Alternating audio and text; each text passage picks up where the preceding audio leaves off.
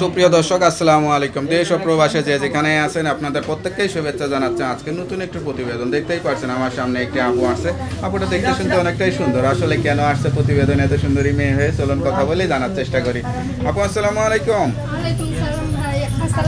ওয়ালাইকুম আসসালাম। আপু কেমন আছেন? কোনো মতো কি বলেন, দেখে তো মনে হচ্ছে পুরোপুরি ভালো আছেন। আপনার বাড়ি কোথায়, ঠিকানা কোথায়? পরিবারে কে কে আছে? পরিবারে মা আছে, ছোট একটা ভাই আছে, একটা বোন আছে। আপনি কি করেন? আমি বড় মেয়ে পরিবারে। আপনি কি করেন? আমি সেলাই মেশিনের কাজ করি। লেখাপড়া করেন নাই? লেখাপড়া করছিলাম ভাই, কিছু করছিলাম, এই যে 150 করছিলাম। আরে পরিবারের বড় মেয়ে, সংসারের দায়িত্ব কি কাঁধে নিয়ে নিছেন নাকি? কি করব, বাবা তো অনেক বছর হয়েছে হার্টের সমস্যা, এটার কারণে। আচ্ছা, তো এখন কি আশা করে আসছেন প্রতিবেদনে?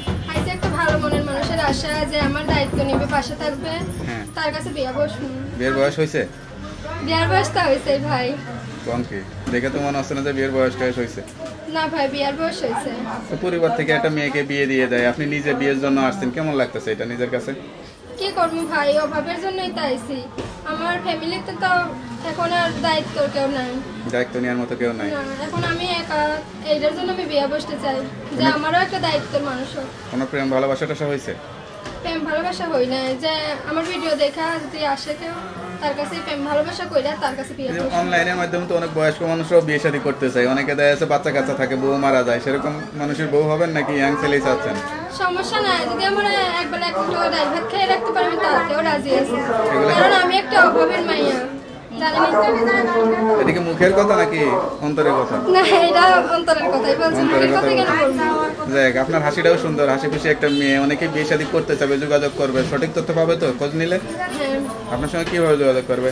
আমার নাম্বার আছে, নাম্বারের মাধ্যমে কথা। নাম্বারটা মুখস্থ আছে? হ্যাঁ, নাম্বারটা মুখস্থ। তাই একটু বলে দেন।